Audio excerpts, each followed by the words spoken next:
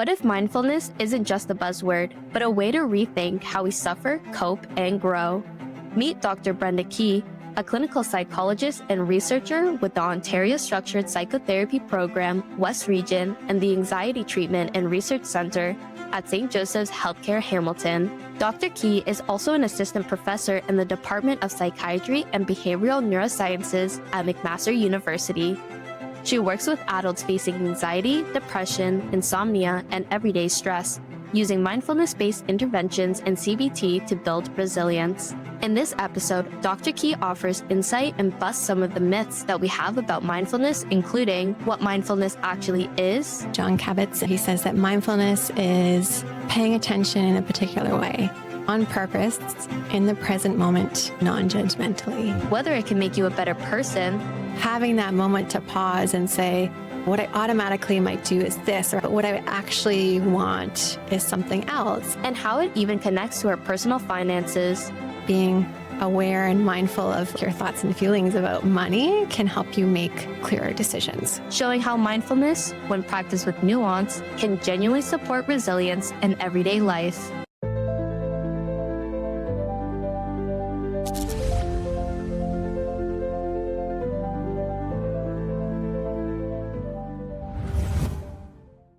So, Dr. Key, thank you so much for joining us today. Well, thank you for having me. Yeah, we really appreciate the time you're taking to help our listeners understand more about psychology and in particular mindfulness.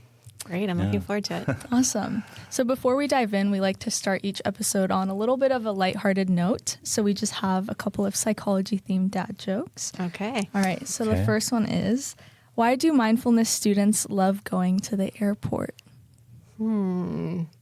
I don't know. Because they always get a free body scan. Was that funny? Because these guys didn't get that joke. I like it. I think if you know mindfulness, then definitely you know your body scan. Yes. Okay, so here's another one. A meditation student asked her prof, "Am I allowed to send you an email?" What did the prof reply with? I don't know. Yes, but no attachments, please. All right.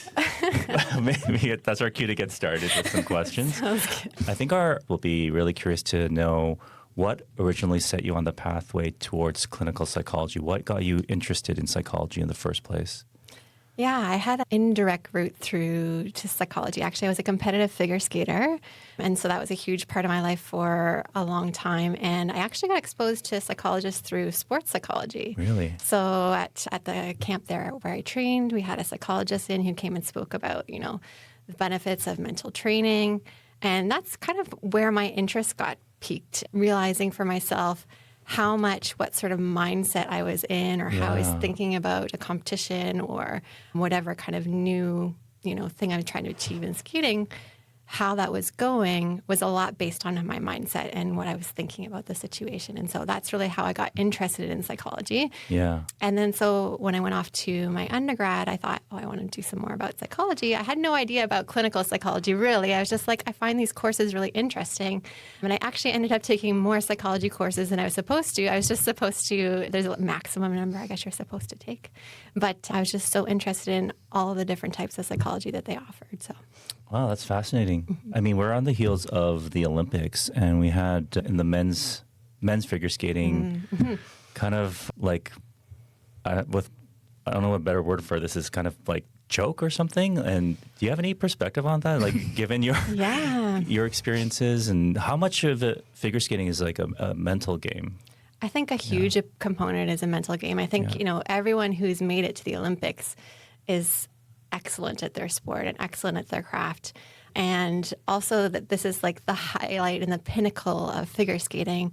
So much pressure on these athletes. I really felt for Ilya Malinin, who was going in as like the, everyone was expecting him to be the winner. Everyone just wanted to see like how many quads he was going to land. Quad God. Yes, exactly, right? How much pressure that would be. And I think he missed one of his early elements. Right. And then, perhaps, I don't know, but got into his head a little bit and how hard that must have been. Although, that being said, he still, skated an excellent program compared to, lots of his competitors, but I know he must have been disappointed in how hard that would be. Sure. Yeah. Yeah. I guess just like shifting gears a little bit, but you've kind of worked in a lot of different areas: clinical, research, private practice, teaching. How have those roles kind of shaped who you are as a clinician today, like over the course of your career? Yeah. One of the things that I really love about my current position and how my work has turned out for me is how I get to do so many different things.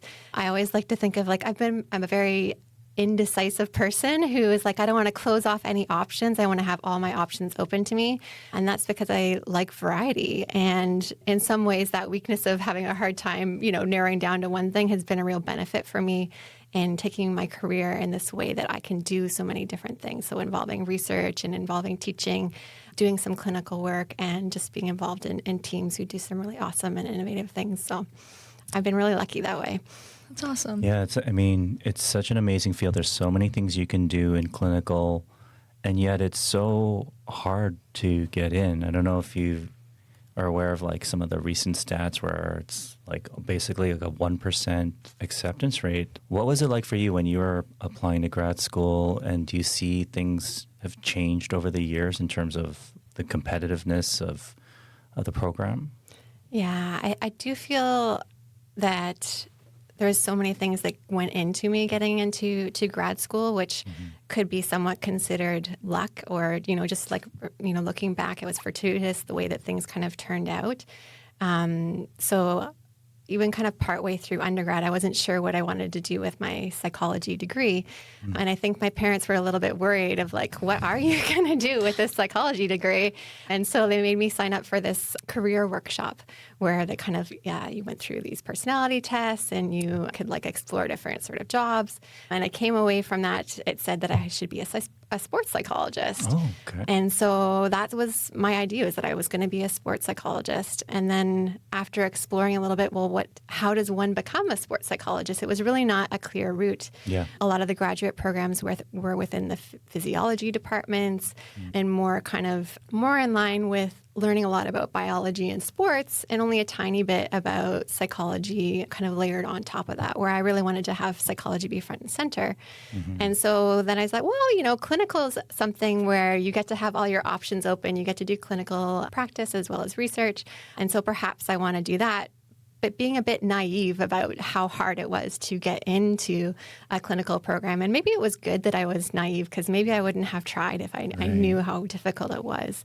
I remember going to a little workshop about how to apply to clinical psychology and the different things that you need. And so I did know that you needed research experience. And so in my final year, I made an effort to do kind of extra research. I actually I went to York University for my undergrad. And within York, because there's such a huge psychology body, you don't necessarily do an honors thesis with just one supervisor. You can also do a sort of honors thesis class, or at least you could when I was going to undergrad, where you're kind of in a group and you're kind of going through the process, but you're not getting that one-on-one mentorship. And so I really did want to have that one-on-one mentorship. So I did kind of go outside of that and find a supervisor who is Dr. Gordon Flett, who does a lot of work in perfectionism. So I was very interested and very excited to do that. However, the fall that I was to start the honors thesis, he became ill. And so he was off sick. And I was also doing an independent study with another professor, Dr. Jennifer Mills. And she was like, when I went to her and, mentioned this, she said, okay, you can always roll your independent study into the honors thesis. And thankfully I said, no, I still want to do both. I still want to do an independent study and I want to do an honors thesis. But if you can just provide me with a little bit of advice while the other supervisor is off. And I pushed through with that, being a little bit naive to how important that was. It was just sort of like I think I want to do both sort of choice. But that actually ended up being really important for me, because then I had two research projects instead of one that were kind of more substantial, and also two people who could write really good reference letters for me as well. So I do feel a bit lucky in how that kind of turned out. And I do hear, about our undergraduate students now who are trying to get into clinical psychology, and how they come in with some really awesome CVs. And I think, you are going to be a shoo-in, and then there is some challenges that come up for them. So I think that the standards in terms of how much research you have to have done to get into a clinical psychology program has gone up over the years. So I really feel for those individuals who, are just really pushing to get that first publication and get kind of that ball rolling. Yeah. Mm-hmm. And so you'd say research is kind of still, or experience in research is still the main factor in like making a candidate kind of stand out these days?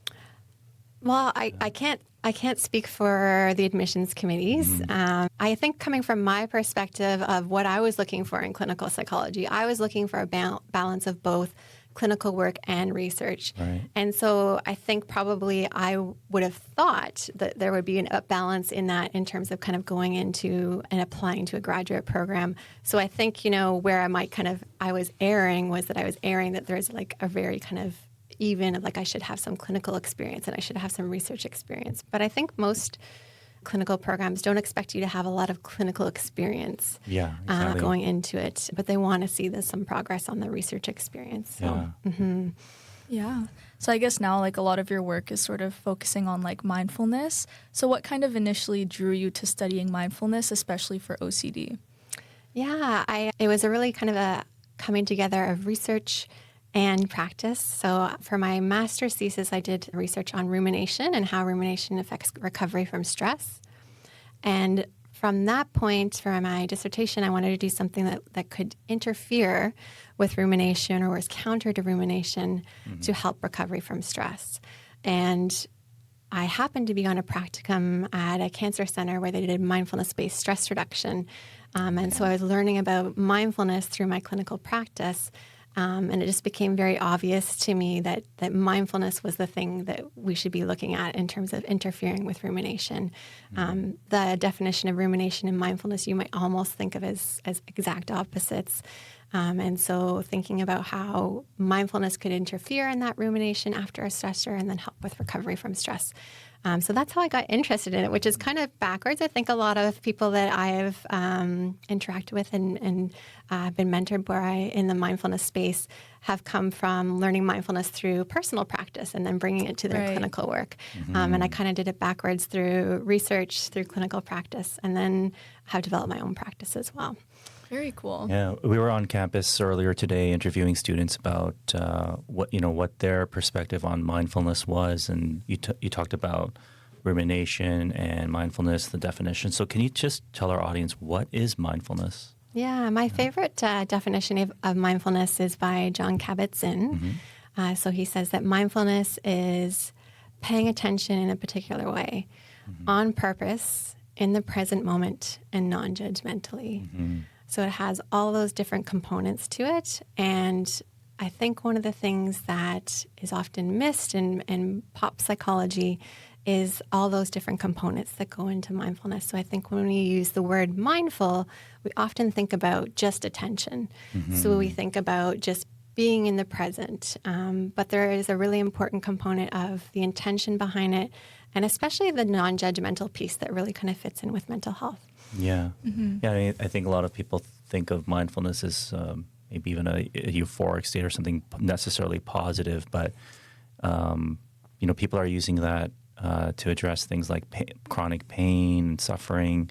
Can you tell us a little bit more about what a mindfulness intervention kind of looks like? What could people kind of expect if they're kind of envisioning what that might look like? Well, there is a real variety of mental health interventions that bring mindfulness into it. The area that I specialize in is mindfulness-based cognitive therapy. So within that, we're incorporating teaching clients how to do mindfulness meditation and then thinking about how the skills that they're building up during that mindfulness meditation could be helpful for their mental health. So often when I'm working with clients about kind of practicing mindfulness, I talk with them about, the meditation is kind of like the going to the gym part of, building up the muscles to be mindful in your everyday life and then be able to apply and use those muscles when stress comes up. How does it typically complement, or how is mindfulness different than your typical sort of CBT? Yeah, that's a really great question. And I've spent a lot of time thinking about that question. So in the anxiety treatment and research clinic where I do a lot of work on mindfulness, they have a really strong cognitive behavioral therapy program. And I want to say I grew up CBT. I grew up with CBT being the primary intervention that I was doing with clients. And so when I was beginning to think more deeply about mindfulness, I was thinking about how these two kind of things fit together. And I think that CBT actually does involve quite a bit of mindful skill, because in CBT, we're thinking about identifying and changing and challenging thinking patterns. And one of the tenets of mindfulness is that thoughts are just thoughts, right? So thoughts pass through your mind. They don't mean anything about you as a person. They're not good, they're bad. They are just an internal mental event or experience that happens, and it's the interpretation of the thoughts is the part that you can work on. And in CBT, that's kind of hidden in there as well, right? So in CBT, we're identifying thoughts and we're challenging and changing them. And behind that is this idea of that thoughts are just thoughts, which is a really important component of using mindfulness for mental health. Is thoughts are just thoughts, and it's what you do with them that's important. And so I think that mindfulness kind of builds on CBT and kind of taking that another step, and that all internal experiences like thoughts, feelings, sensations are just internal experiences, and it's the interpretation of them and what you do with them that is important and meaningful. Right. That's a great perspective to have. Yeah. Yeah, you're also interested in looking at healthcare professionals. Are there unique challenges healthcare professionals face when trying to implement mindfulness practice? Yeah, I think one of the interesting challenges that's come up in implementing mindfulness practice for clients is the popularity of mindfulness. I think as it's become more popular, through no fault of popular media, it just gets simplified and distilled down, right? When you think about what's an elevator pitch for mindfulness, it's going to be very kind of short and succinct. And so a lot of people who I'm trying to teach mindfulness have heard a bit of mindfulness about mindfulness and may have even tried it, and often have had a negative experience with it. So they might come into me saying like, I'm terrible at mindfulness. I can't meditate. I can't pay attention. This isn't going to work for me. And so I think overcoming some of those barriers has been a little bit more challenging for people who might come in with more ideas about what mindfulness should be. So that idea, as you mentioned a little bit, like this idea, it should be zen or calm, or my mind should be blank. Right. And the idea that it should be easy. So that's a kind of a real challenge I think, for clinicians teaching mindfulness. What about for, I guess, Gen Z, Gen Alpha, people who have, I guess, been used to kind of like very short attention span, immediate gratification? Is it getting harder and harder to get people to come on board with mindfulness? That's a great question. So first of all, I don't work with a lot with young adults, but I guess, our older ends of those generations are coming into adulthood as well, right? Yeah. So I do think it has an impact on our ability to tolerate unpleasant things, right? So we are in a time where if you don't like how you feel at the moment, you can easily shift and distract and move to something that feels more comfortable. And so, however, I think that there has been a lot more awareness, at least over the last decade, about that instant gratification piece and about the importance of patience and being able to sit with discomfort. And so I think that mindfulness could be a really helpful and useful tool, especially for those future coming generations. And that society is not set up necessarily right now for us to build on those skills of patience and tolerance, but with recognition that perhaps that's not the best for us, that this is kind of a counter to it. It's almost kind of counterculture, I would say. Right. What would you say is like a quick and easy like mindfulness intervention that you can do at home, like if you're on a tight schedule? Yeah. So depending on how tight your schedule is, there's a little exercise called the 3-minute breathing space. So you have 3 minutes. I really love that one. Involves 3 steps. So the first, just taking a moment to kind of close your eyes and check in with like, what am I thinking? What am I feeling? What are kind of sensations in my body? Then just taking a moment to kind of see how your breath feels. Like, how am I breathing? What does it feel like at my nose or my chest or my belly? And then kind of expanding out to notice, like, hey, how is the rest of my body feeling? And so I really like that short kind of 3-minute exercise, just as like a little check-in, like a little reset of like kind of what's going on for me. But you can do it even shorter. So you can like, if you're trying to kind of build in some mindful moments or kind of little mindful snippets throughout your day, even if like you're waiting for a Zoom call or something, or you're waiting for someone to come into a meeting, just taking like a few breaths where you kind of tune into how it actually feels to breathe in that moment can be a little bit of a reset or a little bit of like, oh yeah, mindfulness kind of in your day. That's great. I mean, I'm just curious, what are the historical traditions of mindfulness? Like, where did it originate? It feels like it's something that maybe has been around for a long time, or maybe came from maybe like Eastern traditions. Like, and then kind of looking ahead, has it evolved? Is there any role in technology or AI or anything that's shifting it, or is it kind of staying true to its kind of roots? Yeah. It is. I think it's an important thing to reflect on. It does come from ancient Eastern traditions and has some really strong Buddhist roots. And I think that one of the things that mindfulness in Western medicine has, for good and for worse, has removed is that tradition. So it is secularized. So in one sort of way, it increases access. So it's not connected with one specific spiritual tradition. So it makes it more accessible to everyone. But also it can lose a little bit of its roots in terms of that intention piece. So when we talked about the definition of mindfulness, the intention is an important kind of component that goes into mindfulness. The why are you practicing? And so in ancient Eastern traditions, that why was for enlightenment and love for all, most generally. And so when we kind of bring that, when we strip that away, you need to also think about what are the intentions of mindfulness practice that I'm delivering to this client or to this setting.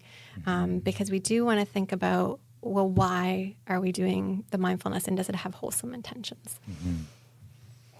Yeah, so I guess like a lot of your research is kind of comparing mindfulness-based interventions and CBT. So what would you say is like kind of the most impactful or maybe most surprising finding that you've had so far? I think, so one of the early research projects that I did, the anxiety clinic, was looking at adding on a mindfulness intervention after CBT. So specifically for clients with OCD. When I first arrived at the Anxiety Treatment and Research Clinic, or ATRC, it's kind of a mouthful, they said the client population that they were most struggling with was their OCD population.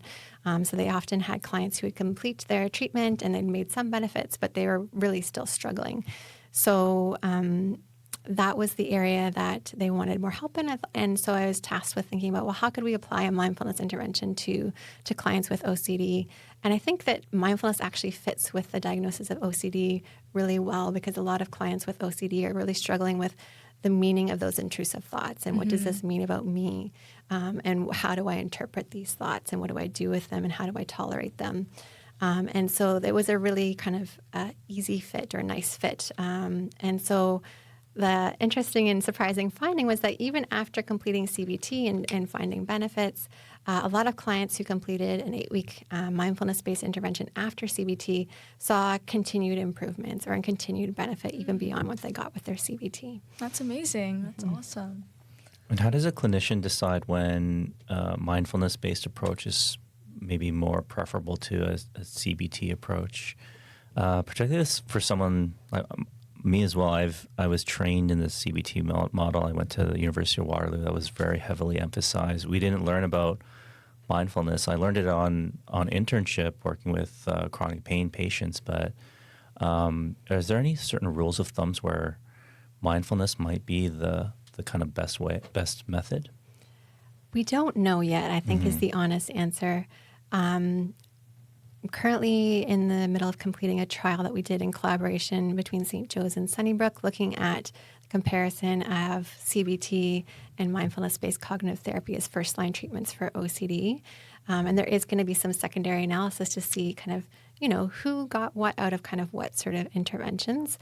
I think that for me at this point, not having the data to decide, A few things that kind of guide me in one direction or the other really strongly are client preference. So I think that client preference is really important, and the research supports that following the client's preference does lead to better outcomes. And then also, when you're thinking about the practicalities of CBT, like what is that exposure hierarchy going to look like for that client with OCD? And so if it is, if they have concrete compulsions that are easy to think about, okay, what are we going to expose them to? What kind of compulsions are they going to resist? With some clients, that's much kind of harder. So the clients who have primarily, sometimes they call it pure O or mostly obsessions. And then the compulsive part is hidden, is more mental. I think for those clients, designing an ERP or an exposure-based CBT protocol can be a little bit more challenging. And while mindfulness is not necessarily going to be any easier for them, there is not kind of that challenge right at the beginning of figuring out exactly how are you going to do this exposure. So I think if you go in with doing some mindfulness practice, that exposure is going to happen. People are going to have intrusive thoughts while they're meditating, and they're going to be learning how to kind of deal with and tolerate those kind of thoughts, feelings, and sensations within the meditation. What are sort of the most common struggles that you're seeing that patients or clients bring into therapy today?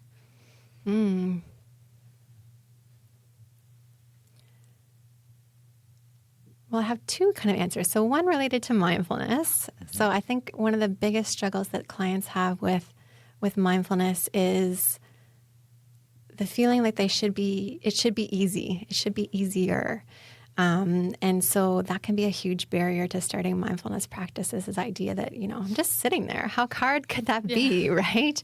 And so learning that it's normal for your mind to wander. It's normal to have frustration. It's normal to feel uncomfortable. And that tolerating that discomfort and being able to sit through some of that discomfort, not necessarily without addressing it. It doesn't mean that you have to be entirely still. It doesn't mean that you have to like negative thoughts that come up. But just that is a normal part of practice and that you're not doing it wrong is one of the biggest things I'm dealing with clients coming in. And how would you sort of, what would be the first sort of step to help clients get past that? Yeah, that's one of the reasons I really love doing mindfulness in a group, is because I think one of the first steps is just normalizing that. So when you're doing mindfulness in a group, you can have clients share about all their challenges, and then they're surprised by that the other clients are also having challenges. And so I think normalizing that challenge is the first step. And then the second step is really about understanding non-judgmental attitude, right? And that's also a skill that you practice. It's not that you either are judgmental or you're not. It's something that you kind of continually practice. And so whenever you're doing a meditation and your mind wanders, that can be an opportunity to practice patience with yourself and non-judgment with yourself. I mean, I'm assuming you practice mindfulness in your daily life. Is there an area where you find it kind of challenging to kind of do that? Certain scenarios or circumstances that are a little bit more difficult to be mindful? Yeah, I think anytime the automatic pilot is strong is a time when mindfulness is hard. So I think especially perhaps heated interactions with family or even just interactions with family more generally. These are people that you're very comfortable with. And so you respond a lot on automatic pilot with your friends and very close family, right? Yeah. So, I think it's me and eating or something, just kind of and watching TV and just, I don't know. I kind of remind myself to try and be more deliberate and just think about what I'm being in the moment. But yeah. How about you, Amelia? I mean, for me, I feel like my mind just races to the next thing. I have a hard time not thinking about the future. Yeah. I'm always focused about an assignment or something that's coming up. So that's for me personally, I struggle with that a little bit. But yeah.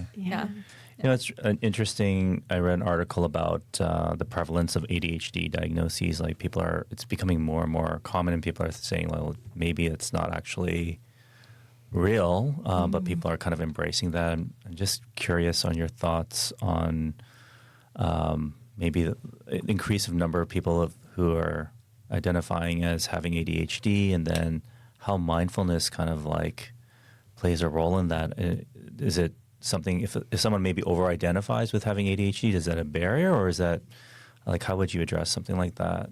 Yeah, I think that mindfulness has so much room to help with attention difficulties. And I think that being over-identified with ADHD or just sort of seeing it as a reason not to try things can definitely be a barrier. And I think that we definitely have lots of clients who come with anxiety to practice mindfulness who also have ADHD, right? And, you know, they may be kind of starting from a different place or have slightly different challenges going into mindfulness.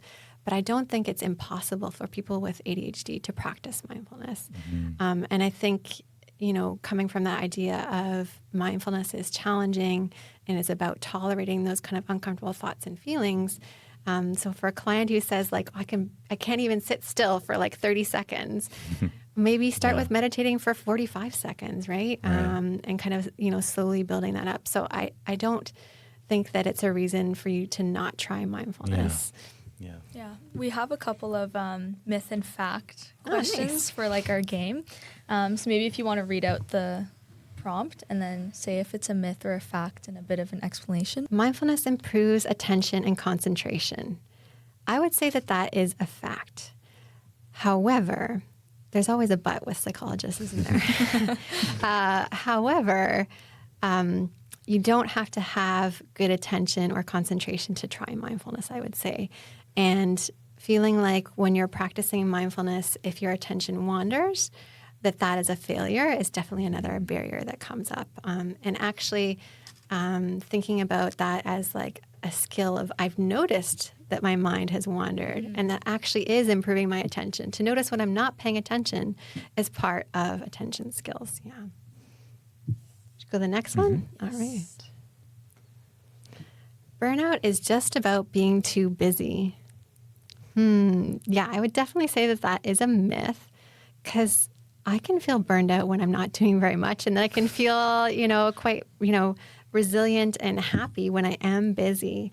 I think that from my perspective, burnout is about being able to fulfill your values. I think that burnout is you feel burned out when you're not kind of living consistent with your values and when you're feeling in conflict with what is most important to you versus what you are doing or how you're kind of doing it.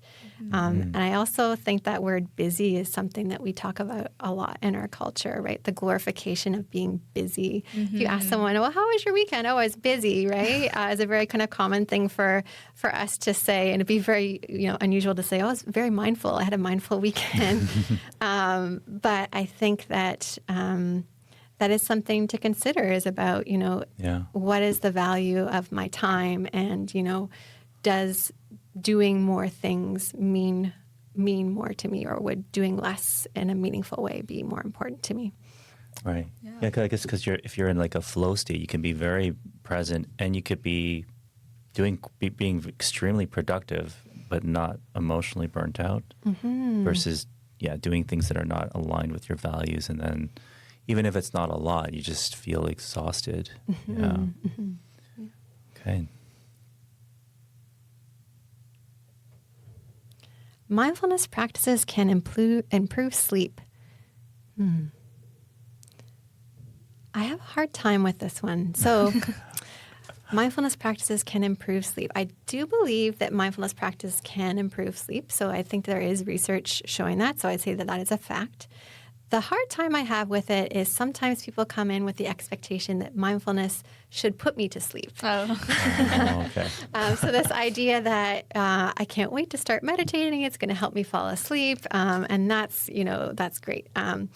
And I think kind of that sorting out relaxation versus mindfulness is an important part of kind of what can be productive for clients, that you don't always have to be relaxed when you're meditating. When we think about those skills that are going to be helpful for your well-being long-term, that relaxation is a pleasant side effect of mindfulness sometimes, but not always. And you can imagine that being kind of in the present moment with difficult thoughts and feelings might not be so relaxing. And that doesn't mean that you're being mindful in the wrong way. Are mindfulness and meditation, can they be used like interchangeably, or are they two separate concepts? That's great. Great question. I often will kind of flip back and forth between those two words and use them interchangeably, but very more strictly, they are different things. So mindfulness is more of that kind of skill, whereas the meditation is the practice, right? Okay. And so we often kind of like use those terms, flip-flopping, but more technically, mindfulness would be the skill and the meditation would be the practice. Okay. Watching TV or scrolling on your phone helps you wind down before bed. Oh, I'm going to say this one's a myth. I feel like we are at a point in society that we have this general sense that it's not really winding down. At least I even kind of can fall into this sometimes, like, oh, I can't wait to crawl into bed. And then, oh, there's no demands on me. What would I like to do? I'd like to scroll on my phone, right? It feels a bit self-indulgent, at least for me, to be like, oh, I'm going to scroll on my phone. But I think what I personally find is that it's not actually helping me wind down because it's stimulating, right? I think that media is designed to be stimulating and to kind of bring our engagement, right? So, scrolling on your phone is probably only going to wind you up in most sort of senses, but that's where I'd land on that one. Okay. Okay. You have to choose between being a clinician, researcher, or teacher. You can't do all three. Oh, this is my nightmare. That is a great question. I think at this point in my career, right now, I'm really loving my teaching. I love all of them. And so I don't agree to accept this premise of having to choose one. I don't want to lose any of them. But right now I am really enjoying teaching and that kind of broader term of teaching. So not only kind of the teaching in the classroom, but also supervising and providing consultation to clinicians and mentoring. Those are all things that I really do get a lot of joy and value out of. And so I find that they're very kind of energizing for me to do those things right now.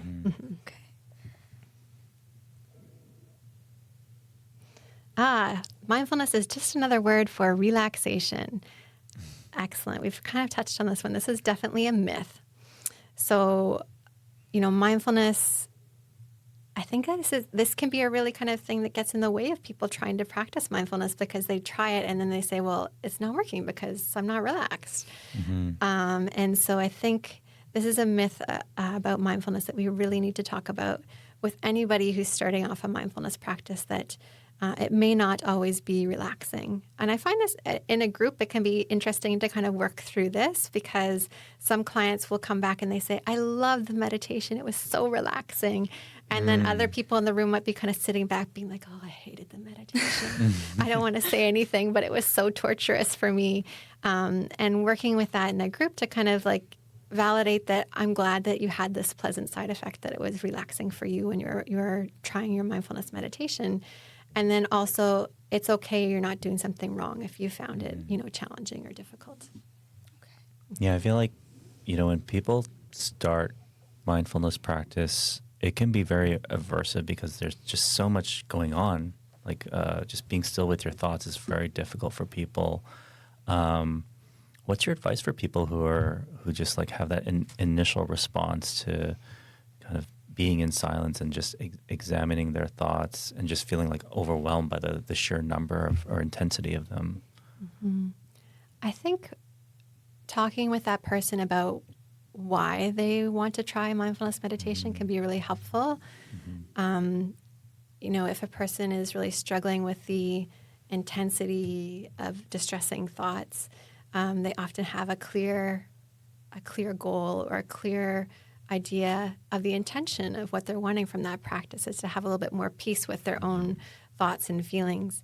And so identifying that goal or intention, their motivation, can really be helpful and kind of helping to draw that out. And then that second piece of normalizing that this isn't necessarily going to be easy, right? And I think we often underestimate how powerful our thoughts and feelings are, right? And how much they are directing us from day to day. And so to take a moment to pause and just recognize what you're thinking and feeling and seeing how kind of, strong and impactful that can be a bit overwhelming at first. And so acknowledging that may be a bit overwhelming at first. And that's not because there's something broken in you, but rather that you're just human. Yeah. I have another kind of myth or fact kind of scenario, which is when I kind of reflect on maybe the mistakes I've made or regrets. It's usually when I've been a bit impulsive or haven't really been mindful, essentially, with my behavior or thoughts. So is it a myth or a fact that mindfulness practice can make you a better person? I want to say it's a fact, but perhaps I'm drinking the Kool-Aid really a little bit. Yeah. I think that if you have good intentions, mindfulness can free you up to kind of live out those intentions, right? So I think that mindfulness can free you up to make the choices that you want to make. So I guess perhaps you could say that if you had bad intentions, mindfulness could make you a worse person. Right. But I think, the majority of us are coming from, I would like to be making better choices. And so having that moment to pause and say, what I automatically might do is this, or I have a push or urge to go in this direction.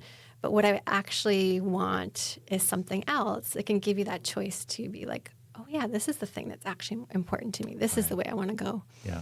You got to start implementing that. Reframing your thoughts can reduce stress.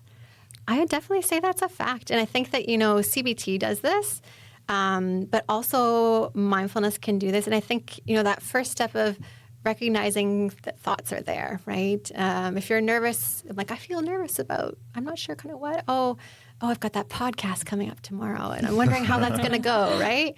To even just identify that there's thoughts there can help kind of be like, oh yeah, now I understand, right? And perhaps I'm predicting this, that, or the other thing, which is not actually kind of grounded in the truth of what could happen. I think it can definitely be helpful for stress. Right.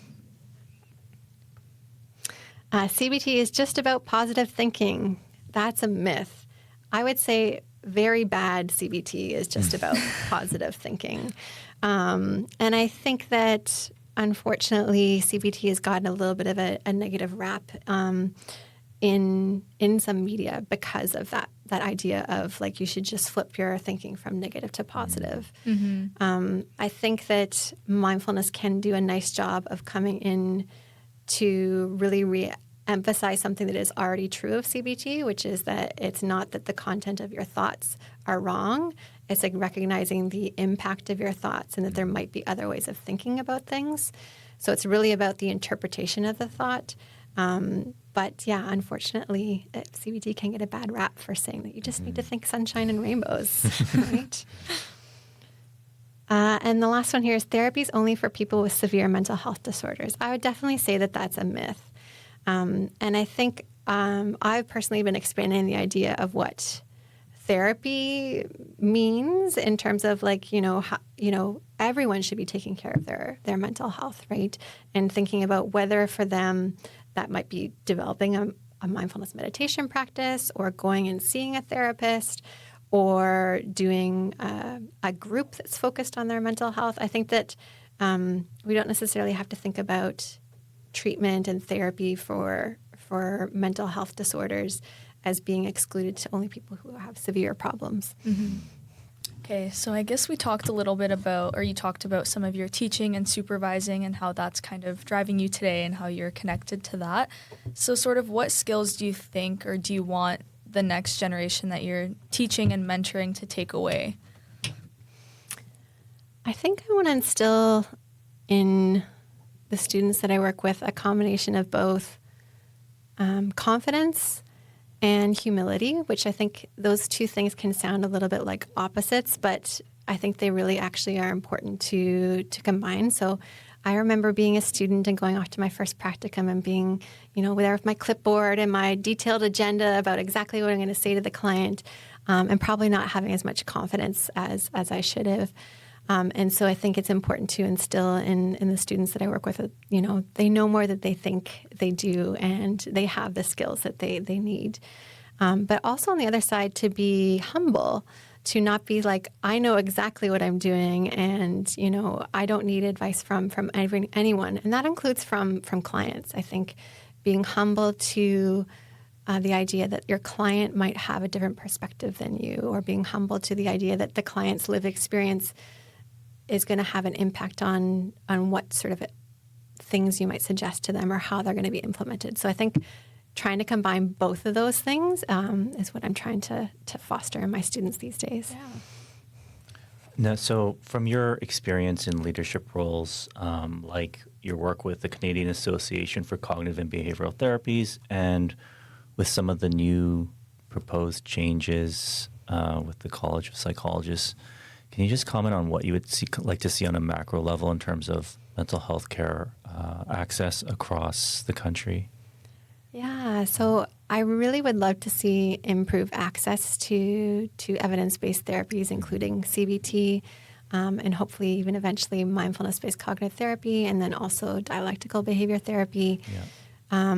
I think that, unfortunately, it is really hard to access.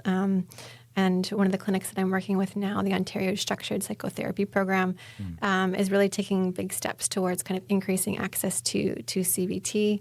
So trying to make it easier to kind of get in. So, a lot of programs at our hospitals that require physician referral, and sometimes even you need to have tried a few things before you can get into those specialty programs. And so the OSP program allows self-referral and is meant to be part of a larger system where individuals don't have to wait until their mental health is at a severity level where they need to go to a tertiary healthcare hospital to get treatment, that they can get CBT, while their mood or anxiety symptoms are still mild to moderate. And so I would love to see that increasing across the country. Mm-hmm. Yeah. Yeah, I mean, like, what's the average wait time for someone to see a mental health professional? Like, if they're struggling with OCD, for example, does it take quite a while? Is there a large wait list? Yeah, unfortunately, it can be several months wait to get into those specialty clinics. For the OSP program, they're really targeting having kind of shorter wait times, with the idea of giving people kind of a step care, kind of a lower level of intensity of intervention, rather than needing. So the OSP program has primarily therapists. There's no kind of psychiatry or medication-based intervention there. So it doesn't have like that full suite of offerings that a hospital-based clinic would have, but that people could access it a little bit quicker. And it is, unfortunately, a lot of the clients that I see have often been through quite a journey to get to seeing me, especially OHIP funded. Getting kind of OHIP funded evidence-based therapy is really hard to find. Yeah.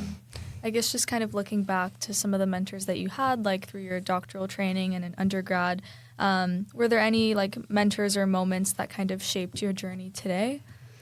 Yeah, I had lots of really informative mentors over the years.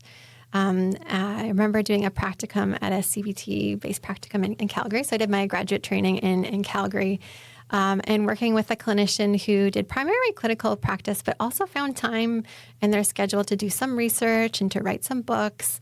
And I remember talking with her about her career and her asking me about my career. And I said, I want to do all of it. I want to do research and teaching and clinical work. And she said, well, that's really hard. And I really valued that, honest feedback. But also it just kind of drove me to put the, I was going to say time and effort, but maybe also patience into finding a position that kind of allowed me to do all those things. Yeah. Mm-hmm.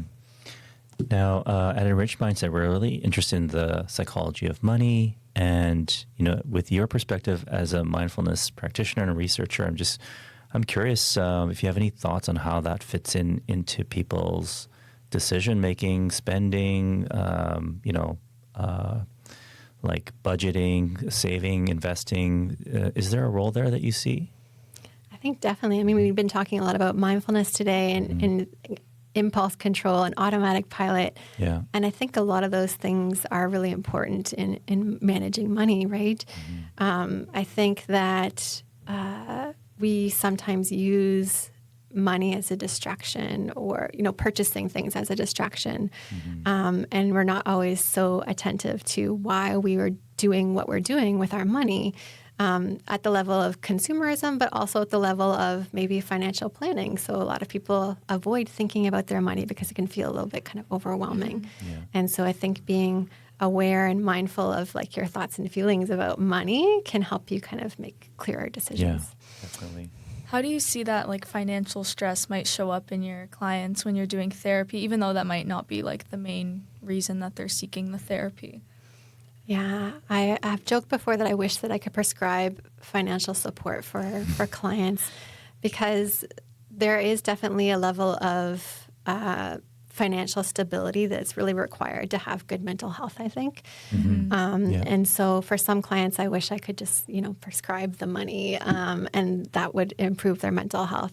I do a lot of work with depression and behavioral activation around depression. So it involves identifying behaviors and activities that give you a sense of accomplishment or give you a sense of pleasure. And often we come up against barriers of like, I used to do this, but I can no longer afford it. Or I'd like to do, more physical activity, but I can't afford to buy running shoes, and so that kind of piece of, finances is really important.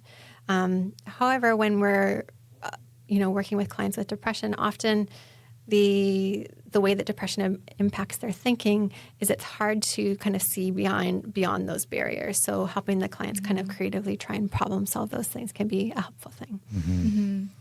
A lot of students, really worry about the financial side of pursuing advanced academics. Can you talk a little bit about what your journey was like? Often if we're doing a PhD, for example, we're really delaying the time where we're starting to make money, and we're on unpaid practicums, for example. Like at the flip side, we sometimes have funding and scholarships. What was your journey like?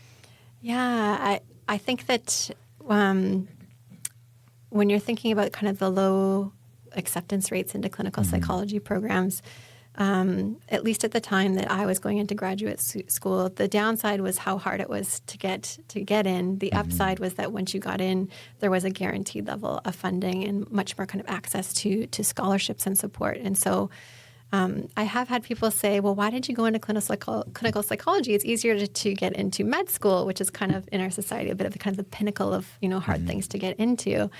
But I do, compared to friends and family who've gone through that route, there is more funding and support for once you're in a clinical psychology program.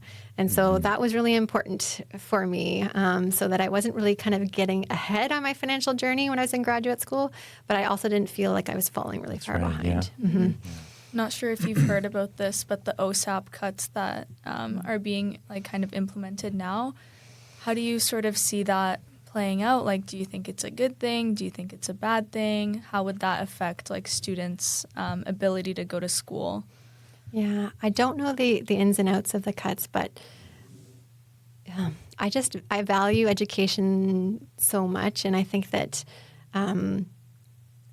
that learning for the sake of learning has lost a little bit of its shine lately. I think that a lot of young people are told that you need to have a outcome that you're going to get from your education, how much money you're going to earn, what job are you going to get. And that's a lot of pressure to put on young people to figure out exactly what their path is going to be. I think very few people's path is straightforward, and to say like, you need to figure out what's the outcome of this education. Is it going to be financially worthwhile for you is impossible for most people. And so I think that any kind of added barriers to like, this is going to be developmental for you, right? This is going to be beneficial for you to, go through this process. And yes, it'll probably, increase your likelihood of being able to find a job, but we don't know exactly, what the financial outcome of that job is going to be, that people could go into it saying, this isn't such a big risk. And so I think if we're, removing some of that safety net of this is a bigger risk, then less people are going to take that risk. And I think that's real detriment to our society. Great.